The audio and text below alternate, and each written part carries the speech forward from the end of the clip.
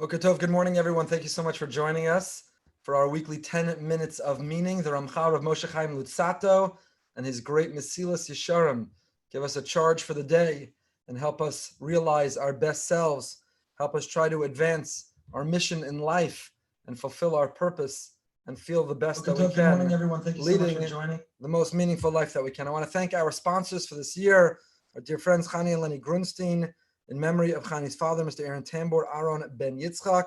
We thank the Grunsteins. We can't wait for them to get back to Boca safely. We are on Perek Yud Aleph, the 11th chapter of Mesillas Yesharim, the quality of Nikias, the quality of how to purge the negative instinct, the negative temptations within ourselves, not simply to confront and encounter them, not simply to be challenged by our drives and triumph over them, but to in fact purge it from within ourselves. So we begin, the first quality is Zehiros, caution, mindfulness, vigilance, conscientiousness. The second quality was Zerizus, alacrity, enthusiasm, the pursuit of who we're meant to be.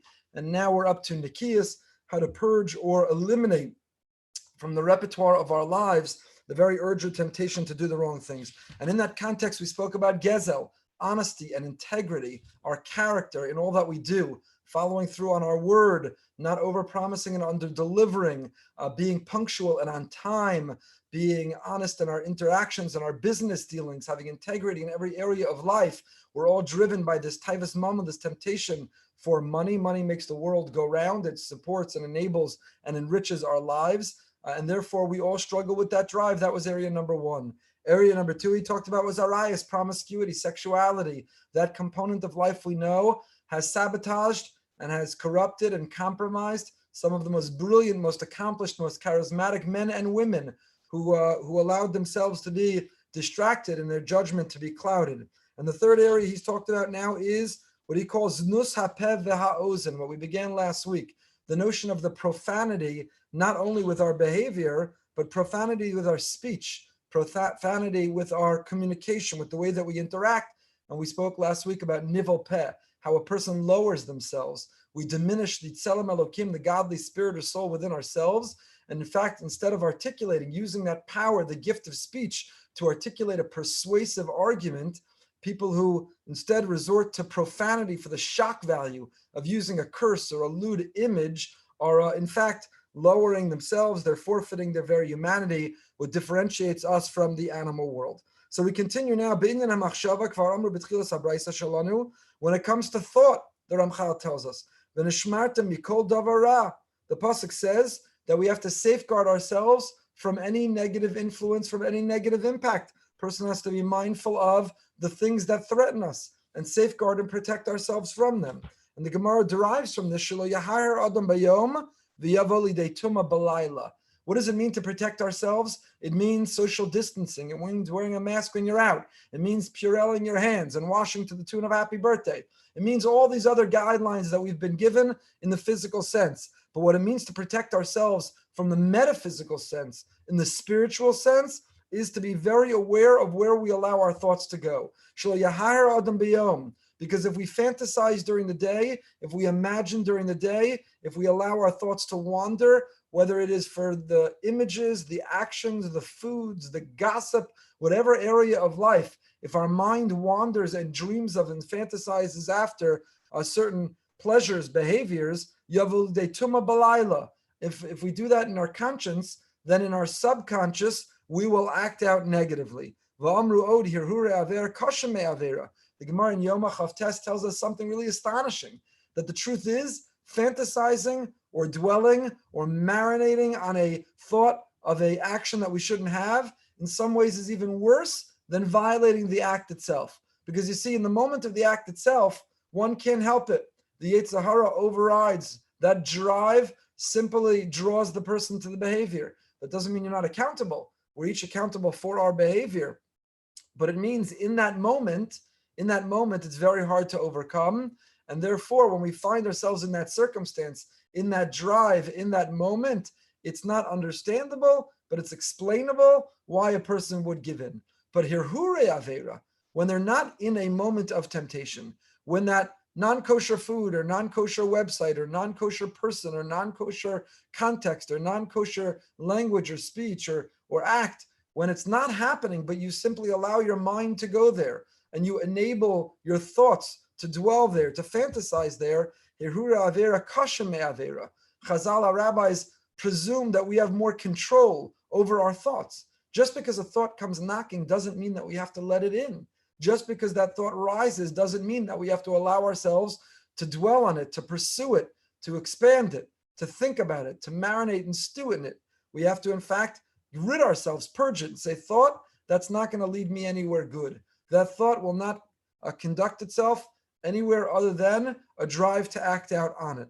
Umikra Malehu, it's a pasuk in Mishlei, to avas Hashem machshavos ra, that the evil thoughts are the abomination of the eternal. And there's a story I've told many times. I saw it in the Sefer of Rav Aviner, and he quoted it from a Rebbe, I don't remember which Rebbe. How can we control our thoughts? The drive, the thought, the temptation, the urge to do something wrong is even worse than that, doing that which is wrong. How can you control that thought? So there was the story of a chassid who one night was struggling with his hirure avera. He was struggling with thoughts of inadequacy, thoughts of temptation of drive, thoughts of yetzer hara, so he went to his Rebbe's house. What else does a chassid do? To look for chizuk, to look for strength, to look for support. And he knocked on the front door of the Rebbe. No answer. So he banged on the door. He needed to speak to his Rebbe. He needed to get that chizuk. And there was no answer. So he went to the side of the house and he peered through the window somewhat brazenly. And he saw the Rebbe sitting at his table with the Sfarim open learning. And he thought, I can still get my Rebbe's attention. So he knocked on the window of the Rebbe's house. And you know what? The Rebbe didn't look up. He didn't give him any attention. Despondent, deflated, with despair, the chassid went home. He didn't have an audience with his Rebbe. The next day he went to shul. In those days you were still allowed to go to shul. And davening ended, and he walked up and he approached the Rebbe and he said, Rebbe, I needed you so badly last night. I was in such a bad way. My thoughts were driving me, were owning me, were taking me to such bad places, and I needed to speak to you. So the Rebbe said, I know what you needed. I know your question, and I already gave you the answer. So the chassid looked at him and he said, how could you know my question? And what do you mean you gave me the answer? You didn't even give me an audience. I didn't get a chance to explain. You didn't tell me anything. So the Rebbe said, I know what's bothering you as these thoughts come and you think that you can't control them and they take you to bad places and bad behaviors. But I want you to know I answered you, because just like you came to my house and you knocked, but the choice was up to me whether to let you in or not. And you knocked harder. But the choice remained up to me whether to let you in or not. So too, my dear chassid, those thoughts can come and they can knock. And if you don't let them in, they can knock even harder. But never forget the choice is up to you whether you let the thoughts in or not. And Rav Aviner in the Sefer quotes Kabbalistic literature that tells us that HaKadosh Baruch Hu, the Almighty, doesn't hold us accountable for the thought that knocks. When you walk down the street, remember the days you were allowed to walk down the street, and you see an attractive person who is dressed provocatively, seductively, and it catches your eye and you're tempted to think, we're not accountable for that initial observation, for that initial draw or drive, for the initial temptation to think. We're accountable if we let the thought in, if we let it remain there, if we continue to carry it with us. For that we are accountable. And so the Ramchal, R Moshe Chaim Luzzatto, tells us here that Hirure Avera, quoting Chazal, are worse than Avera, allowing the thoughts in, giving them real estate in our precious mind, giving them time and attention in our precious lives. We are the gatekeepers of our mind. We are the gatekeepers of our soul. And even when we see something, and even when we initially think something, it can come knock, but it's up to us, and it's up to us alone whether to let it in. V'hinei dibarnu mishnei gufei averos chamuru shebnei adam krovim lekashel ba'anfeim mipnei rubim shel anafim v'rov netias libo shel adam b'ta'avaso aleihem. This completes our discussion of the two most foremost transgressions, says the Ramchal, the area of finances and business and honesty and integrity, the area of promiscuity, both in thought, speech, behavior, and the third universal area of drive and temptation, after we talk about money and after we talk about promiscuity or sexuality, what would you say if I took a poll? What are the three drives that humanity struggles with universally? They're money, sexuality, and food. Food. Look at the obesity statistics in this country and others.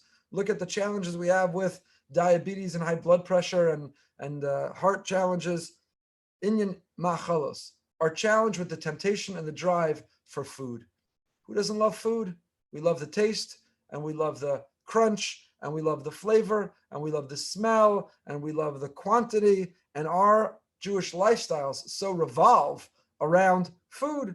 Bein binyan treifas atzmam, whether we're talking about non-kosher food, bein binyan tarov, where we're talking about a mixture that contains non-kosher, bein binyan basar b'chal of meat and milk, b'chel of adam, binyan b'shulei goyim, we're talking about the prohibition of consuming food cooked by a non-Jew, in giulei goyim, or whether we took our kalim to the mikvah, yayin niskam ustam yenam, whether we're drinking the wine that we should be drinking, and so on. The Ramchal reviews the list of potential foods, and I'll say, not that he omitted from the list, but maybe it didn't apply in his time as it does ours. We have a different plague in our time, which is people who are consuming purely kosher food that meet all the criteria of kosher, that's cooked and prepared in a kosher way, that's served on kosher dishes that went to the mikvah, but we're eating poor choices of food and poor choices of the quantities of food that we're eating, which is also a form of non-kosher. V'nishmarta mikol davara, we said. We have to protect ourselves. And I see some doctors who are joining us here on Zoom, and they'll tell you that you can eat food which is entirely meet the criteria of kosher, and yet, if you're eating all the schmaltz and all the carbs and all the sugars and all the white flour, and if you're stuffing your face to the point not that you're even full, but beyond full, that is literally shortening our lives. It's destroying our physical health and our mental health. And that too is a halacha. It's a violation of halacha to shorten our lives. It's a violation of halacha to put ourselves in compromised and precarious health situations. This is an area of life, the third area of life that we all universally struggle with, says the Ramchal. And this is alluded to, the Hasidic Rebbes point out. We say in Mizmor LeDavid, Ta'aroch lefanai shulchan neged sorarai. Set for me a table in full view of my adversaries. So the Rebbes interpret, what does it mean? Ta'aroch lefanai shulchan neged sorarai. When I'm sitting at a table, neged sorarai, I'm sitting opposite my enemies. My enemy is my 17th piece of challah. My enemy is my 14th piece of kugel. My enemy is 3 desserts after it's my 9th course. My enemy is the whole bag of potato chips. When am I neged sorarai? When lifnei shulchan, when I'm opposite the table that is before me. And therefore, this is the third area that we have to achieve a level of nikiyas, to cultivate habits and patterns and attitudes that I see the food that could harm me as the enemy, mamish tzorarai. And not that each time I encounter it, I have to overcome it, but I'm not even drawn to it. I have no temptation for it. To me, it becomes a poison that I would never eat. And please God, we'll pick up with this Amir Hashem next time. Have a fantastic day. Living with Emunah begins in 15 minutes, right back here in the same place. If you're watching on YouTube, please subscribe to the YouTube channel. Have a great, healthy, happy, and holy day.